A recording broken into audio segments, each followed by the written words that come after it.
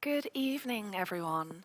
I'm Shantel Wetherall, and I am so happy that despite COVID playing its usual games with us, you've still been able to join us tonight for this live stream of our Broadly Speaking talk on meaning, manifestation, and mysticism. Before we go any further, I would like to respectfully acknowledge that tonight's conversation is live streaming to you here from the Wheeler Centre on unceded sovereign land. The event is coming from the lands of the Kulin Nation, and I would like to respectfully acknowledge their elders, past and present, and also send my love and acknowledgement to all mob wherever you're watching from.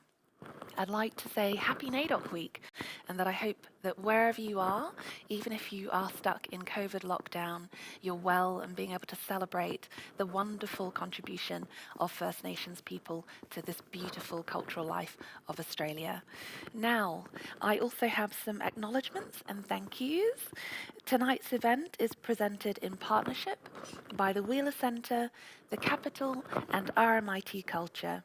And the Broadly Speaking series is supported by Christina Campbell Pretty AM and family, and also by the copyright agency Cultural Fund. So, meaning, manifestation, and mysticism. We know that for eons, human beings have lent on various practices to help us find meaning in the world. Now, there's been a real resurgence and reclaiming of those practices recently, but be that astrology, tarot, manifestation, it really seems to be something that's been very popular among women, non-binary folk, and queer communities, and as well communities of colour.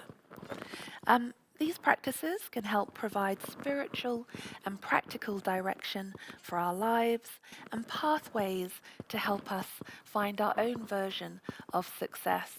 I'm really lucky to have a wonderful panel of guests with us tonight, who I am delighted to introduce.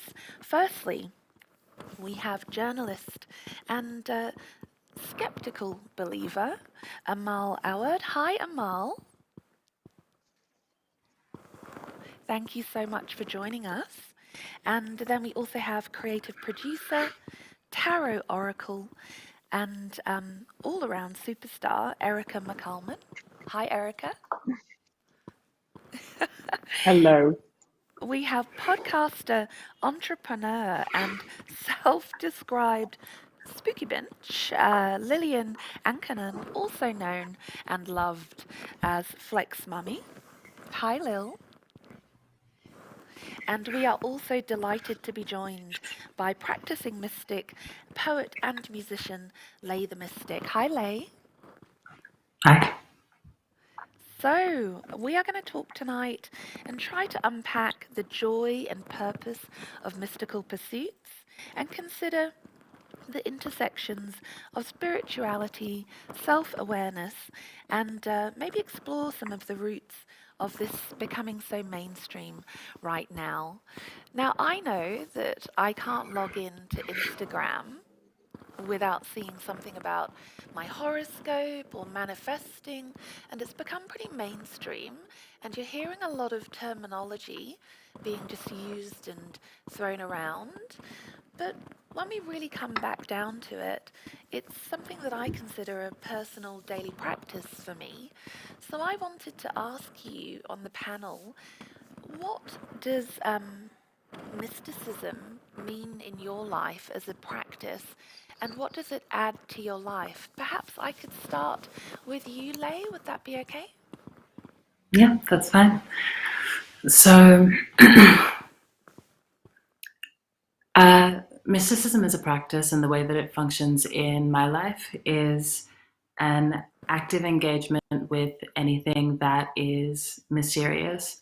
So, it's a process of taking myself to the edge of what's knowable and being comfortable with being vulnerable and engaging with things that I don't understand, that I don't completely have worked out, in order to dispel mystery. So aligning closely with mystery to practically engage with it and investigate it from that point.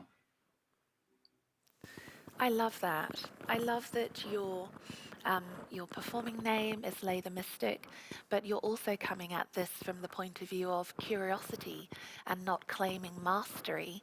That's beautiful. Thank you, Lay. Who'd like to share with us their practice of mysticism and what it adds to their life? Lil? Absolutely. So I myself am a big fan of tarot, manifestation, and astrology.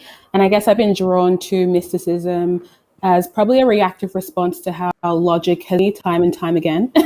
so um, I often find, similar to what Leigh said, something about the unknowable, something about investigating and interrogating the things that you could never know to its full extent, and surrendering to that process, I found to be far more lucrative for me than trying to logic and rationalize my way through life, trying to make sense of things I could never possibly understand.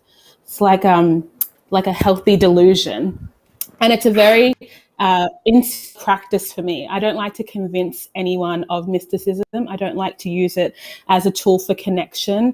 I don't hear that somebody else is into astrology and deem them my person, deem them like-minded. I'm really not interested. It very much is a self-serving, centering practice. Erica, can I pass to you in the meantime? Sure.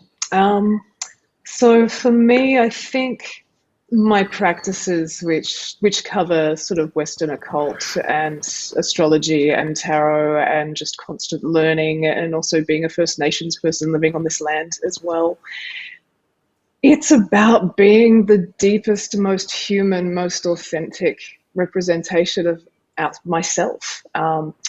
Humans are miraculous in how creative we are. We actually don't realize our own power to manifest and create our own realities collectively. We kind of give it away a little bit. So when I'm looking at the cards, or I'm looking at the stars, or I'm talking to ancestors, or I'm making connections between different creative and cultural practices of other people, I just see sort of the miracle of humanity and our creative power. I think creativity is what sets us apart from every other creature on this earth. I love that. And I can't pass without mentioning this wonderful mystical accoutrements you have in the background there. Can you talk to us about those? Well, I'd love to introduce to you Belinda. She is the crocodile that one of my clients named Belinda, because I told him that I didn't know her name yet, so that stuck.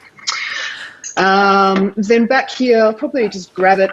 So this is a local artist in Darwin called Frank Gautier, and he just made a Ouija board that also has mob language on it, and I saw it and I laughed like a drain. So I absolutely bought it, and I've never used it for anything mystical. It just sits there to remind me that life's also inherently funny as well too. And I've got my cards here. I always have a deck near my desk that I play with every so often, and of course read for other people as well too. So I keep those things around me, and they're part of my everyday life. Are they almost talismans in your workspace? Yeah, I think they kind of add, probably going back to that theme of authenticity and sort of deep understanding and a reminder of who you are. I like to look at them, and they remind me of who I am, separate from my job or my other responsibilities or my other achievements as well too. They're kind of a way to connect to myself, and just to also all of us, to remind us that you were meant for more than to wake up, work, pay bills and die. You've got another mission on this earth, and part of living is finding out what that mission is, and it's a never-ending adventure and a journey as well too. So it's a way to lift my spirits. Woo. Hard agree on all of the above, but one thing that's coming through really loud and clear for me, hearing you each speak about mysticism and your relationship to it, is that it's a really empowering thing for you. Can you talk to me about mysticism as self-care? Do you think mysticism is a form of self-care for you? I can probably jump in on that one because I have clients as well, because I also read tarot cards for others professionally. And I think that absolutely, I've got friends who check out the cards before they go on a date, or have a daily card just as a way to understand the themes or ideas or energies that are coming into their day. But absolutely, something like a tarot reading is a practice of self-care. One of my teachers told me basically half of your tarot reading is just listening to someone else and letting them talk about their life and helping them build a narrative and have tools to navigate it in a safe, private space. We existed before counsellors and psychologists. You used to toddle off to the village witch and have a cup of tea and talk about your troubles or talk about the things that are preoccupying you and come up with ways to navigate those issues, or those joyful things as well too, which is probably why I settled on the slogan of empowering tarot for everybody. Everybody has access to it, whether or not they're a believer or a skeptic. It's there for you as well. Oh, I love that. I absolutely love that. And Lil, I saw you had something to add on that, and I think it's so much part of your brand, is that when I want something to make me feel empowered, I'm like, Lil's gonna have a little something for me for that. I was actually just coughing, but I often balk at the phrase self-care just because of how juvenile the internet has made it seem, like a little band-aid solution for a greater issue, or a band-aid for the symptom and not the problem. But upon reflection, I think that often when I'm operating out of fear or stress, insecurity or anxiety, I do seek out my cards. I do seek out otherworldly insight to kind of justify or rationalize what I'm going through in a way that only I understand. I feel as though often when I am looking outside of myself for answers, they only help to sort of validate that really superficial surface part of me who needs to feel good in that moment. But something about knowing you have the agency to dig a little bit deeper, to speak a language that only you know with yourself, to figure out what you need in this moment. I guess it is self-care of some sort, like a self-soothing practice. Definitely. Absolutely. And I love that you use the word agency, because I think going inward is so empowering, because as you say, you're not giving your power away, you're not looking to somebody else to tell you, and it's a personal practice. I love that. And Lay, what would you say as far as the self-care, as much as that phrase has been rinsed out, element of all of this for you? I think that self-care is a conditioning practice that I've become accustomed to. Just the understanding of. So I have a practice in prophecy mainly. So I work with tarot cards, but I ask people not to speak, because the more I know about them, the less of things I can see. So I just ask them to sit down, not talk, and I talk for a long time. And completely and utterly admit to not knowing what any of it's about, just translating. And in order to be able to do that, my self-care needs to happen prior to engaging with mysticism as a practice. So coming to a deep understanding of what's influencing me, what my wants are, what I'm thinking about, what's affecting and impacting me, before I allow my feelings to be projected onto somebody. And then the practice of mysticism kind of turns into this like smooth flow from that point. So as soon as self-care practices fall off for me, I'm a mess. I'm a mess with within every different area of mysticism. So yeah. I love that.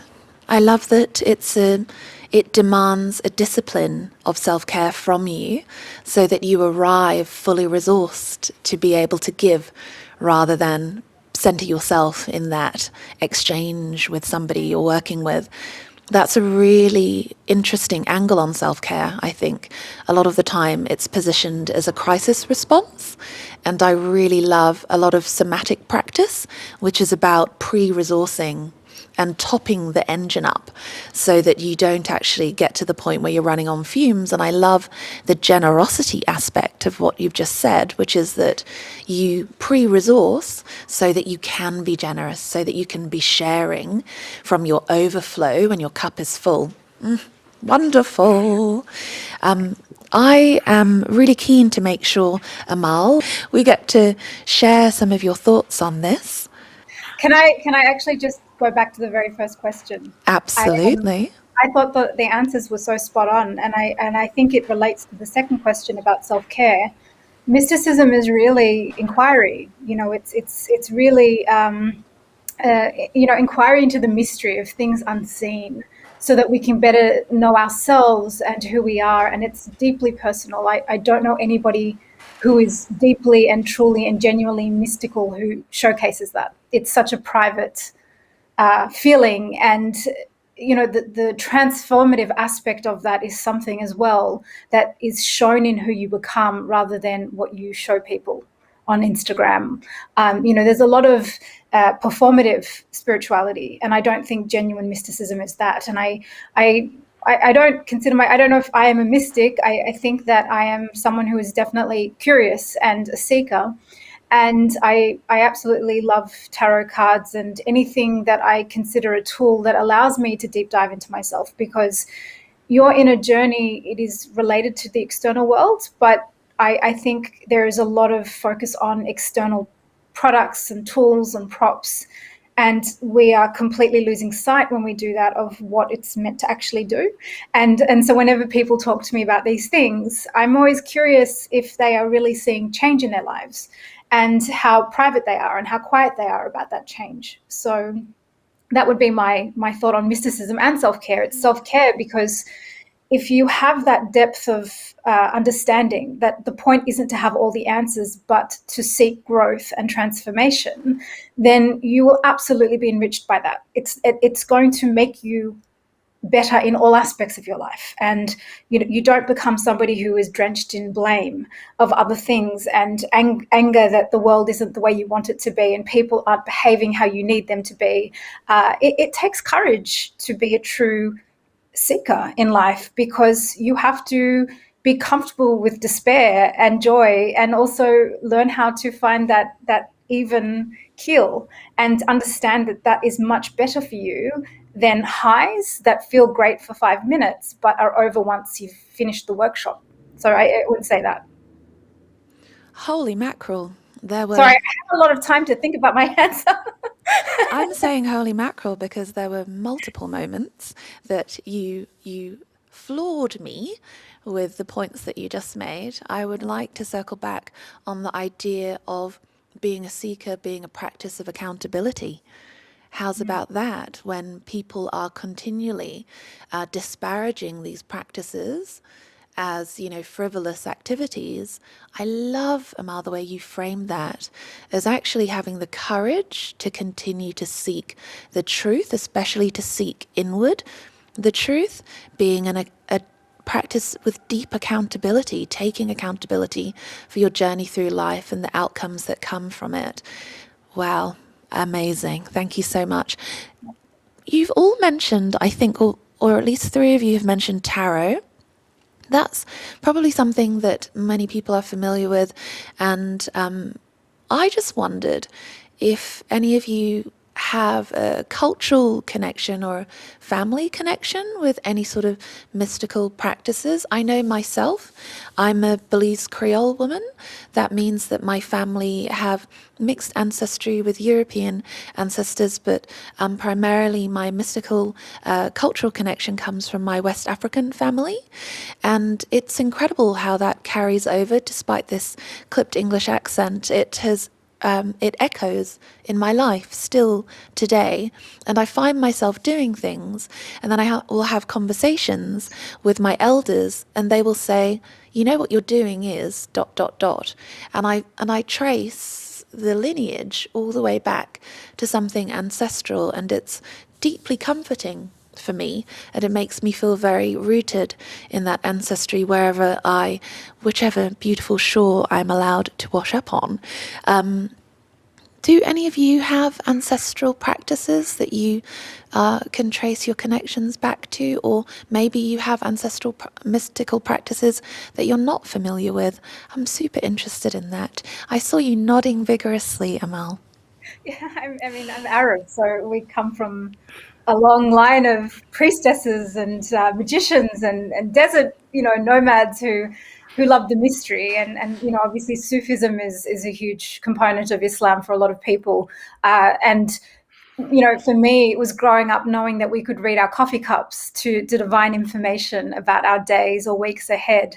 And of course, I've revised my understanding of soothsaying in older age. I've realized that it's much more useful to use these things to almost get advice, to look inward. And it's a mirror. It's not really someone being definitive and fateful and saying this is going to happen tomorrow. But, one of the reasons I was so moved by my own research was I realized how much history there was behind me, and my ancestry trailed behind me as I wrote, because it was almost like me honoring where I've come from and not feeling that shame that so often in the West we're expected to feel, because we want to believe or have a deep belief in something other than ourselves, other than, the 3D reality, this idea that there is mysterious forces that are at work in our lives and that we can commune with them and understand ourselves better and improve our lives, I think is quite profound, but it's not new. This is something we've always been doing, and culturally it is flavored accordingly, and I think that that's just a really beautiful thing.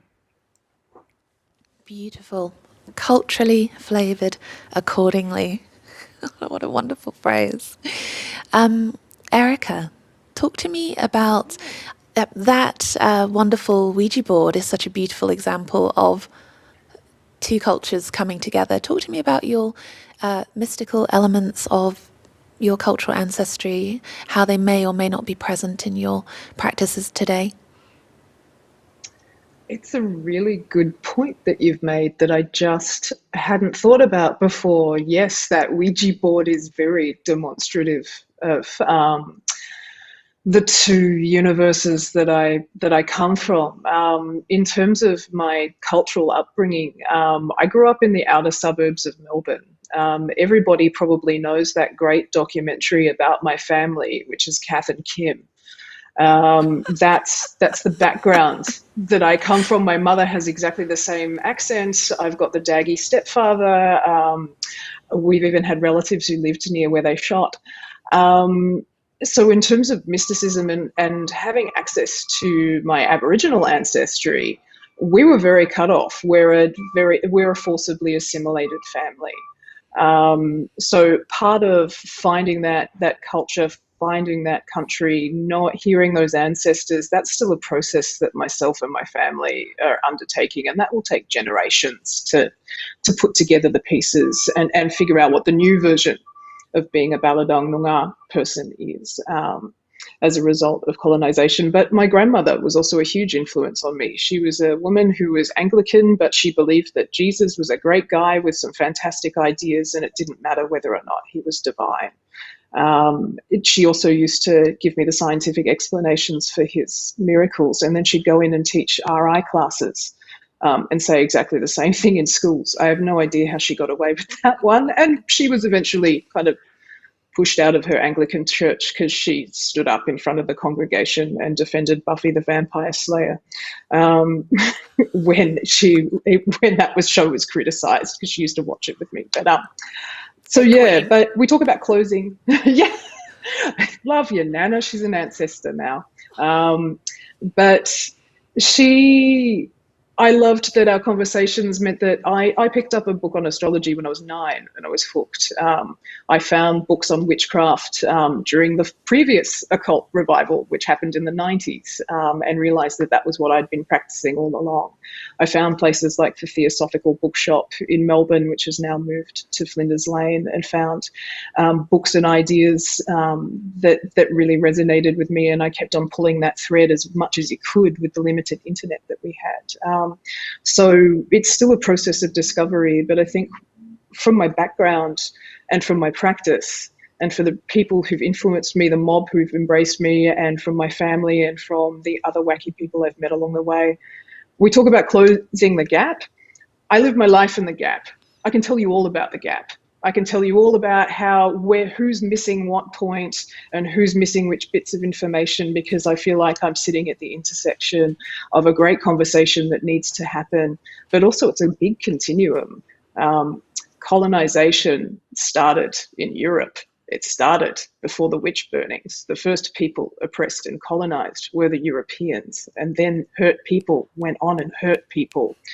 So that's how I see those practices coming together. It's tracing one lineage and figuring out what got smashed and broken and occluded, and then going down another lineage and seeing where the damage was wrought as well too, and figuring out how to maybe come together or figure out how to heal. There's definitely a lot of things that have been missing there as well too. So yeah, that's my mishmash of a mystical existence.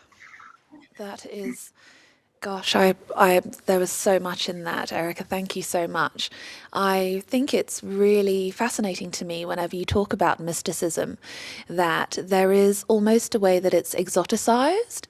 So it's made out. I speak sometimes to some of my Anglo friends who say, "Oh, I wish I had a interesting culture," and I'm like, "Have you been to Ireland where your answer's pretty deep?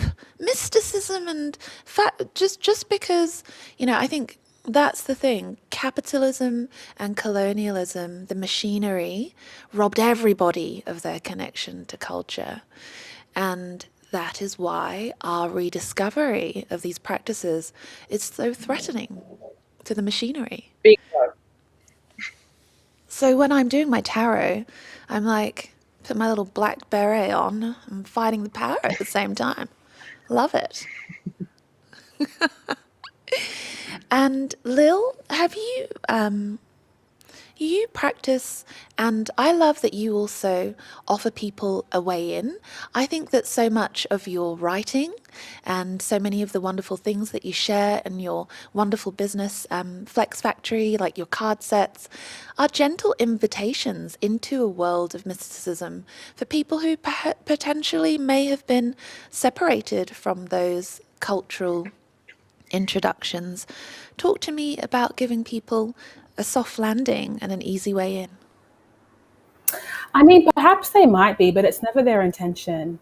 I see the way people are so rough when it comes to spirituality and mysticism, and I do not want to hold anybody's hand through that process. I feel as though it requires a general interest, and I don't want to be the person who sells you the dream and says, okay, well, maybe I'll start manifesting because something about the way you've projected your life suits me and I want to do what you've done. No, you're the wrong person. You're not the one I want to be speaking to. So I do recognize how my approach to living fully and being intuitive overlaps with spirituality, but it's not my intent to be the silver spoon to a bunch of people who want to feel good.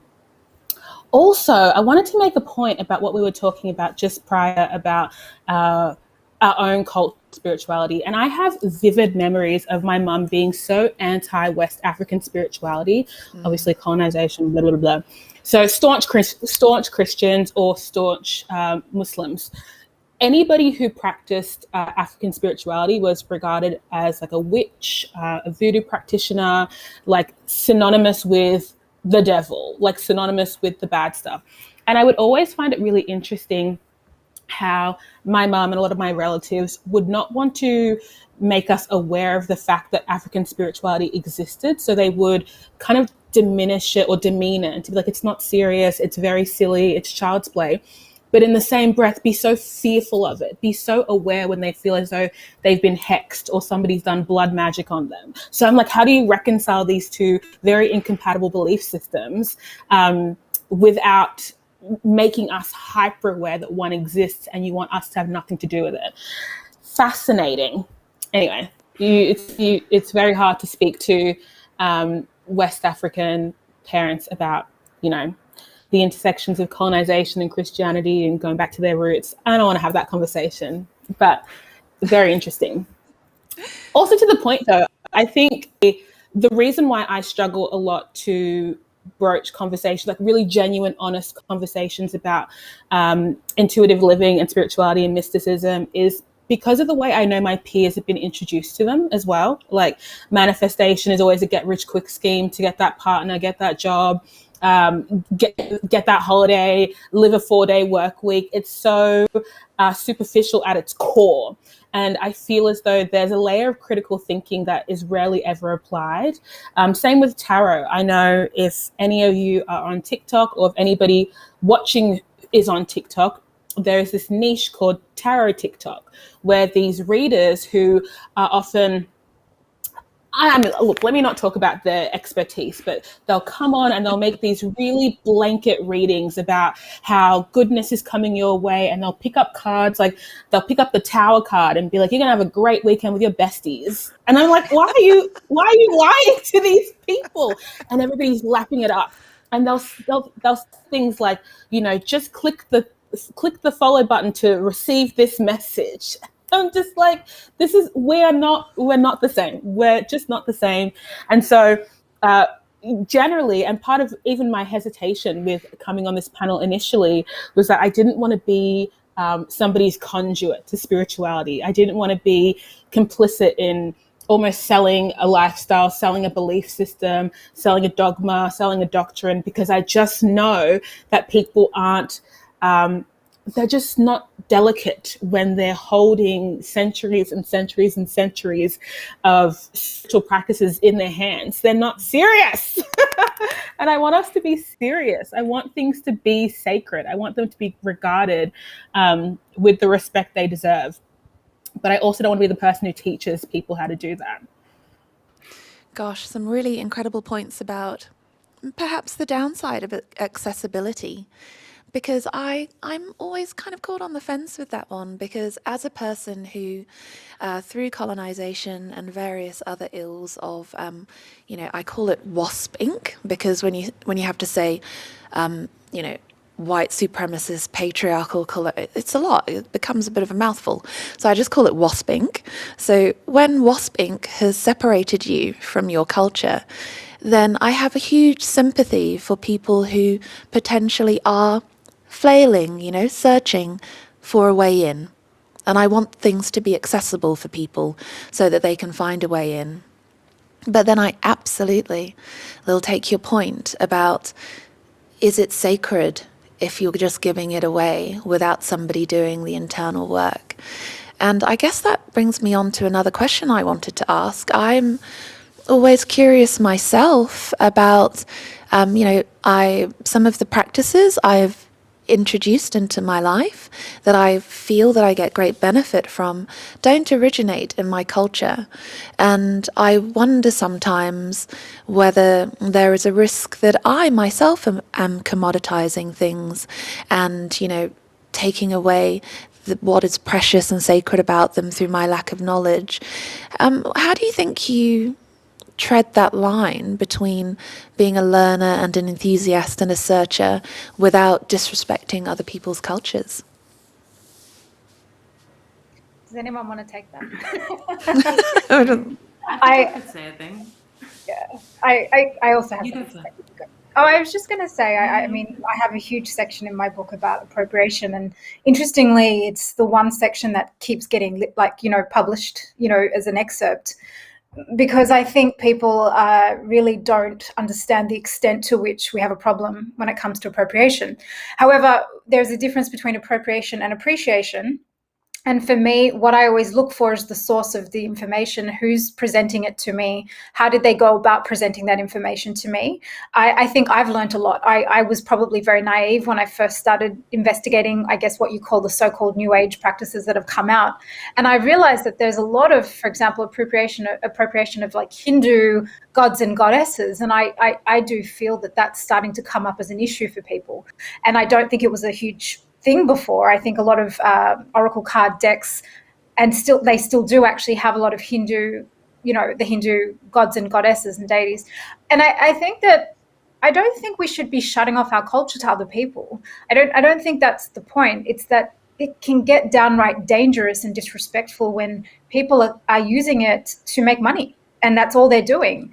And I mean, I give examples where it literally ends in death. And so we have to be really careful about who is giving us this information? Where did they learn this knowledge? And are they equipped to really pass it on respectfully? Or are they just trying to make money in a get rich quick kind of way? Because that is part of it. And it's not always the case.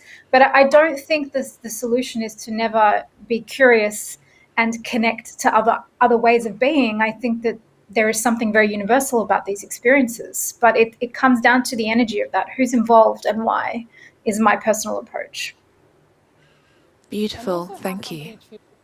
This information that they've gathered. I've seen the moment someone picks up, a little Rider-Waite tarot deck, and suddenly they're a tarot reader and it's their practice, and they will do tarot on you, and you can receive that benefit through them, the source. I think that's when it becomes a slippery slope. I think in private, it's far easier to reconcile your approach to dipping your toes into other bits of spirituality, because generally it's coupled with research of some sort.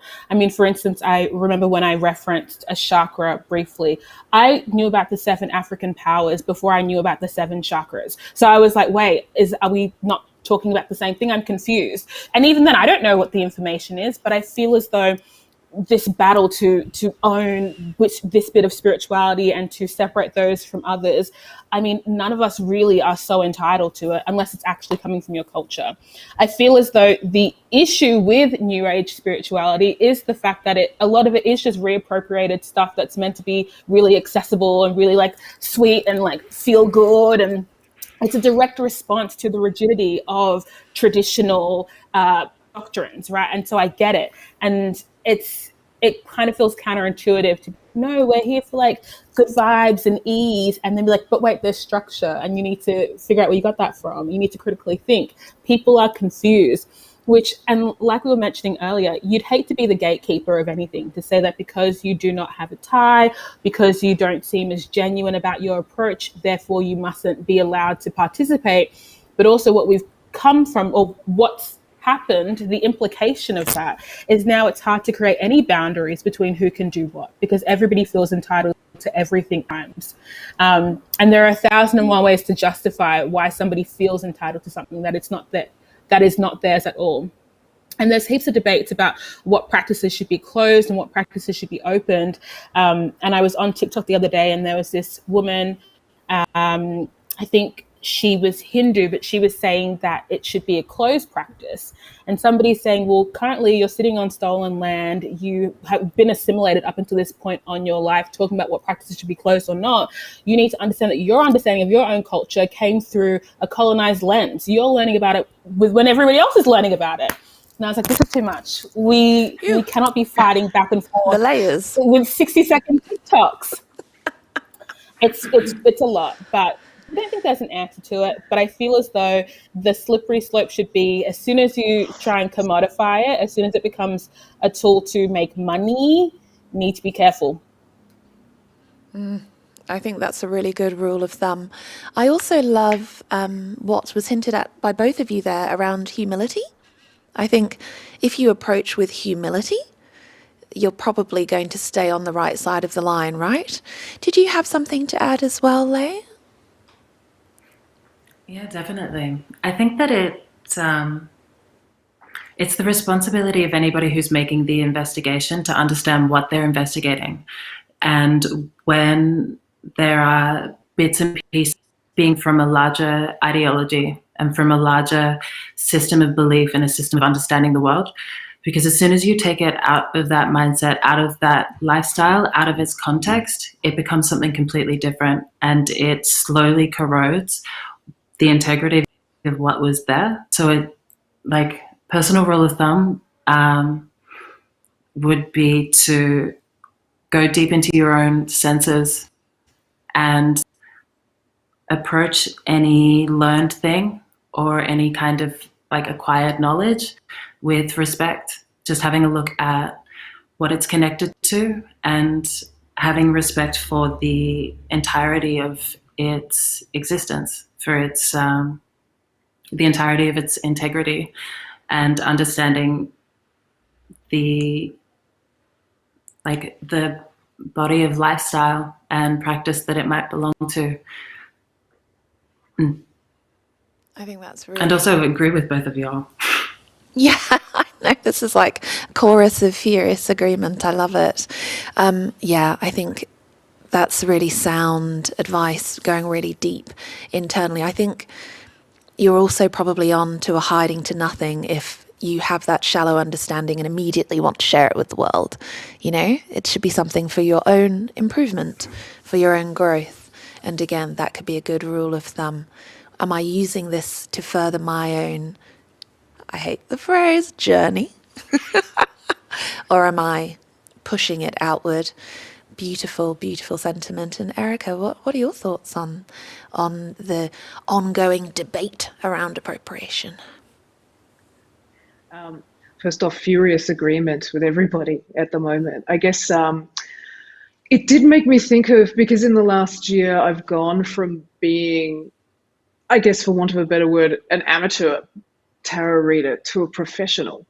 And what you said, Lil, about who gets to a point, or when do you cross that threshold into making money off something? Where does your integrity sit? And it did make me think of why I crossed that threshold of the last year. And it was because I run a business called Art Oracle, where artists come to me by the hour and have a safe space to talk about their practice without worrying about there being an agenda or them jeopardizing their careers for saying the wrong thing or looking dumb.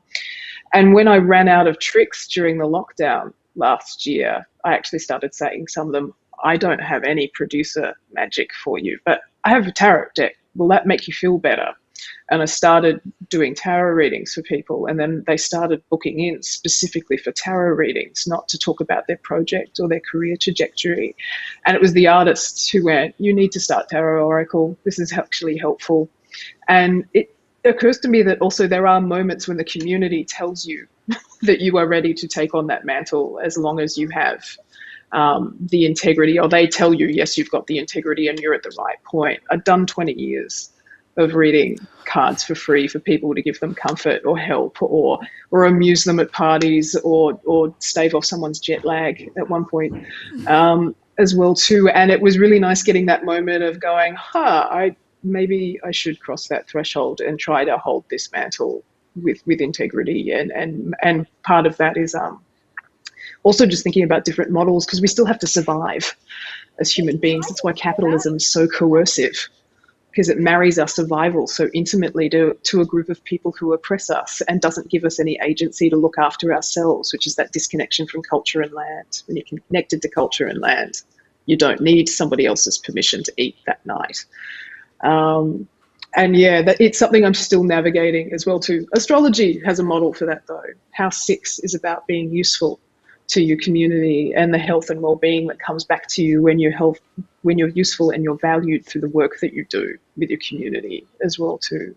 And House 2 talks about how you just shelter yourself from the elements, give yourself comfort and give yourself everything you need to sustain yourself on this earth as well too. So I think about those two kind of principles of astrology as well when we start heading over into the filthy lucre part of the conversation. I love that you mention the reality, which is that people should not be ashamed to earn a living.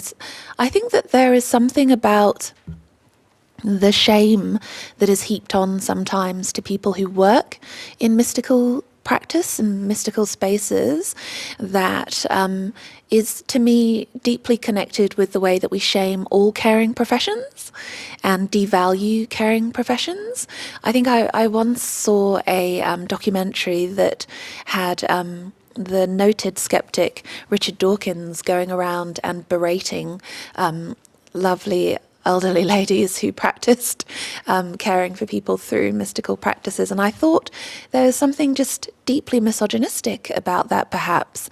And I wondered, when we're reflecting on the naysayers and the people who want to deride and sort of downplay the importance or the validity of mysticism, what do you ever face them? How do you reconcile with them? And where do you think maybe that hectic energy is coming from?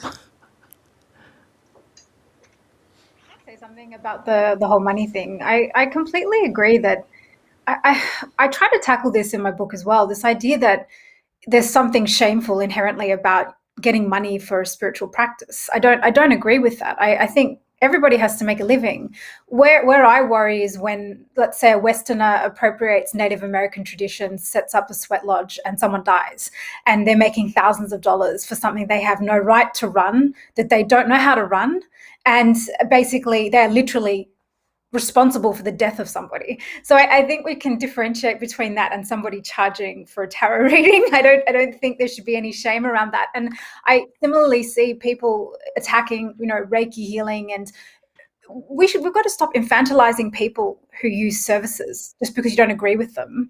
You don't have to think Reiki is real, but if somebody does and they genuinely walk out of that session feeling like that helped them, let's not assume that they are just being fleeced by somebody, because I know so many people in this industry and they are amazing people. And it breaks my heart to see such blanket condemnation of people because of belief. Now, the funny thing about the atheist lot, let's say, the Dawkins, and Dawkins isn't a skeptic, he's an atheist. So he's a very rational and he is very combative. He is condescending and racist. He's actually not just saying, I don't agree with this. He is living by his disbelief. And that is very different to somebody who, say, is a skeptic who says, look, I just need proof. Now, I don't need proof. I'm not somebody who goes through life needing proof. I need proof of my experience. That's all I need. I will always be asking questions, and I'm okay with that. But this is the differentiation. And one thing you can say is doing things for free does not serve anybody, because in some cases, obviously that's needed. But when I've read for people, if there's no exchange, there's no benefit for that person. They walk away and they just want another one the next week.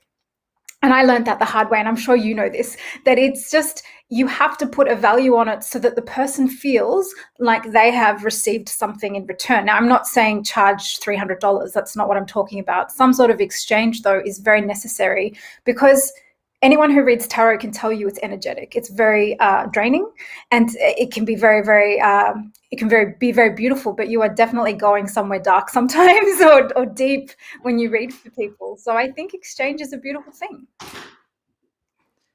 Gosh, I love that. And I love that you just did not mince your words. Just really. Sorry, I had to say it. I love it.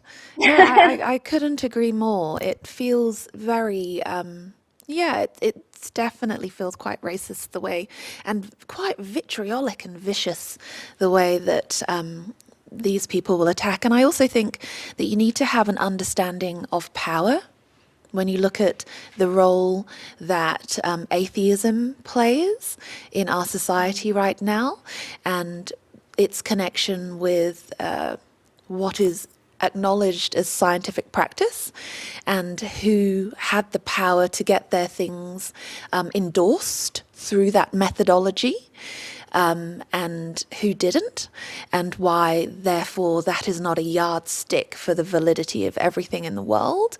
But thank you for calling it like it is, Amal. Love that. So these salty skeptics, these ashy men, as they tend to be, when you come up against them, do you try and just protect your energy and not engage? Sometimes that's my approach. Sometimes I sense that actually what they want is to distract me from this very fruitful path that I'm on. And I kind of do a deep inhale, and I'm preparing to give them a piece of my mind. And then I go, Auntie Toni Morrison taught me about this, about the fact that you're just trying to distract me, and I'm just going to give you dust, give you nothing. That's sometimes, I find, my most self-protective approach. How do you guys approach naysayers? I just don't like to deal with people who are determined to misunderstand you. And that's often what those conversations are. And I can't explain the unexplainable. I can't explain the unknowable. And I've reconciled myself to that fact. I'm not going to reach down to the pits of my being to try and find the language to explain to someone who really couldn't care why I do what I do or why I believe what I believe. It's just not worth it. I often think that part of what makes that conversation really just not nourishing in any way is that we're not even reading the same book. We don't even have the same vocabulary to express this this experience that's so contrasting. Like, our experiences are not overlapping, and so I can't even pull from, you know, a common ground to explain to you why this is going to be beneficial. It's just not worth it. And I often think the metric somebody uses to determine whether or not anything spiritually sounded is good or bad are not the metrics somebody who actually uses the practice uses. So somebody might say, well, if tarot is completely intuitive, then how can you rely on it? Don't worry about it. Don't worry. Like, I've got it. Don't worry about it. It is okay, because there is not real concern here. You don't actually care. And I don't need to answer to somebody who is masking their ignorance as curiosity. It's not hot, and I see right through it. So spot on. Can I just say, I have no interest in talking to naysayers, because I don't think we're speaking the same language. I think they're seeking validation for their own doubts, because if you're going to live your whole life trying to disprove something, you're as strong as the ardent believer who spends their whole life trying to prove something. And I'm neither of those people.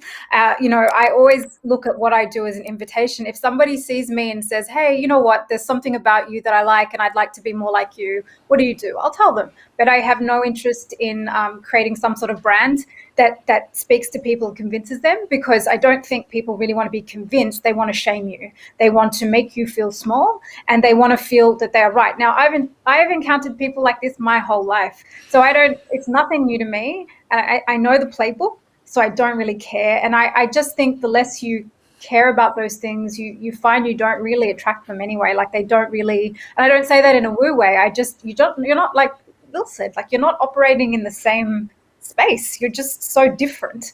And you know, even within the spaces of mysticism and curiosity and seeking, you're not necessarily in a group. Like, it's so different. Like, you know, you talked about tarot readers online. Like, I will admit, I get lost in the YouTube pick a card readings, because some of the readers are really good, but the stuff they say, of course, some of it's ridiculous, like telling people about twin flames and I don't know, like stuff that's just not useful to them. It's not going to help them in their lives.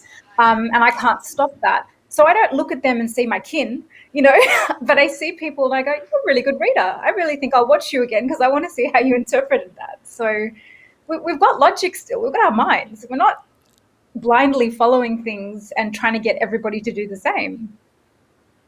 I love that. It's all about agency. Yeah, definitely. I personally think that some people who are bent on not understanding and not seeing aren't actually supposed to. That there's no point for them to like be interacting with things. It's like I don't know what the inside of my computer looks like because I have nothing to fucking do with that. I'm going to break it. I will break it if I am playing around with the inside of the computer. That's just not my place. And so I understand that people who just aren't able to understand, it's not their spot. And people who are aggressively naysaying, like, it isn't even about them not believing. They're just like people who feel entitled to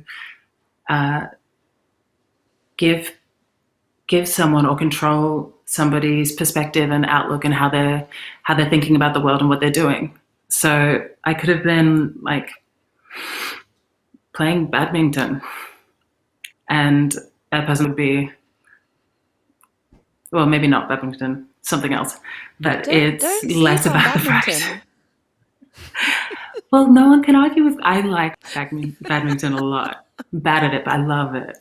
The point is that a lot of the time there are people who are just looking to exert their power on somebody else when they're going way out of their way to shut a person up or smush an idea. I hear you. So true. Now I could talk to you all night. This is fascinating, but we have just 5 minutes left. So I should thank everybody.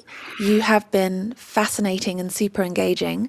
And what I'm going to do we have a special treat because Lay is going to perform some beautiful poetry to close us out. So before I pass the mic to Lay, I'm going to say a huge thank you to the panel. It has been so wonderful hearing your insights on this, and your generosity has been beautiful. Thank you so much. I'm also going to let everybody at home know that we have a wonderful bookstore partner for tonight, and that is sorry, I'm off in my mystical land right now. I need to come back.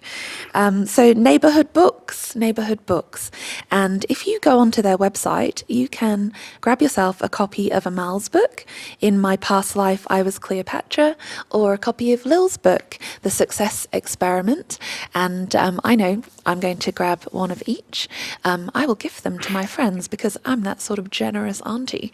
But all that remains is to say thank you so much to the sponsors, to the panel, to the Wheeler Centre, and to you for joining, and to pass the mic to Lay to end the evening with some beautiful poetry.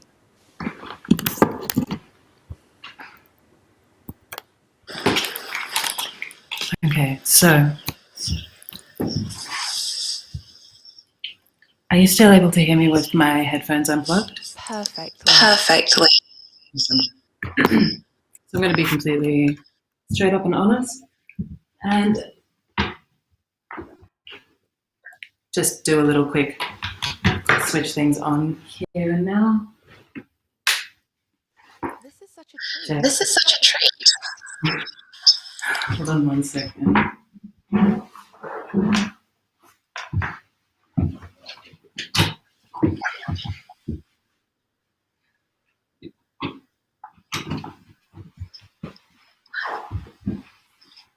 Hello?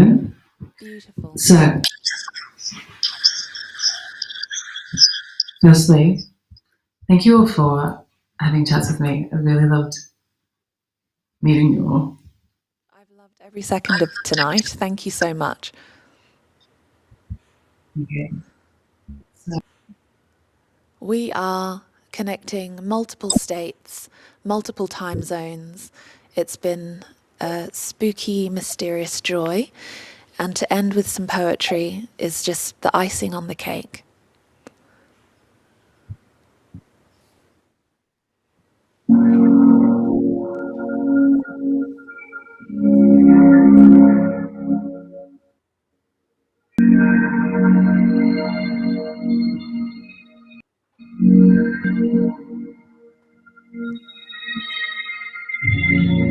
Aromas on through every reason I all this day, so this day, like all my days, and roll this day,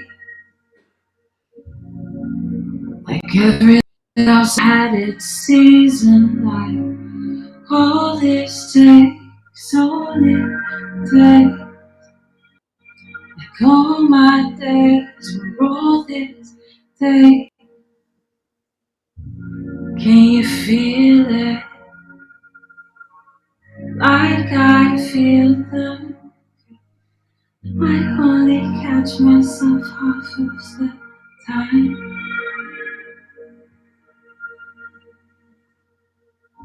Can you hear them? Like I feel them. 'Cause I only catch myself half of the time. Pipes. I think they're in the pipes. See, pipes creep the syllables of my name until I'm falling into space as fire and nothing in between, and everything's in between. Everything's in between. I don't know you yet, so we have everything in between. Sometimes imagine myself as a curtain being twisted into rope, and so all the days fall out, and all the nights fall short, and all the life is done before. And then there's the something, and then the nothing, and then everything's in between. And I think that I just don't know it yet, but everything's in between. Have you ever figured out how to meet your years? Because I met these moments while they were falling in and out of carefree time and everything in between. I sometimes hate how names let people call you. They make these memories for how I like to feel. When crying falls into my own body and everything in between. I met you before and everything in between. You'd be standing too close to the one for everything in between. And then there's this something and then nothing's in between, but I only met you a moment ago. Now everything's in between. Everything's in between. Everything's in between. And once I made this city my secret place. For all the people I love who left. And then no one's going to tell me things, and now everything else is in between.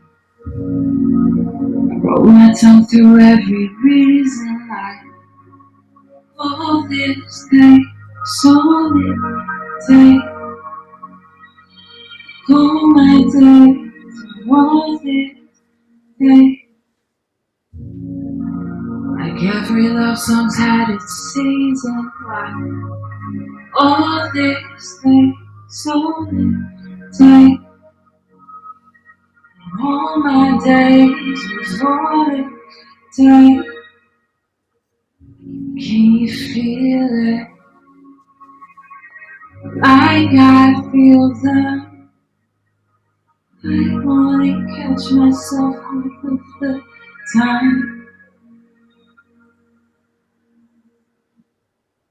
Can you hear them? Like I feel them. I wanna catch myself half of the time. Thank you. And that's the end of that.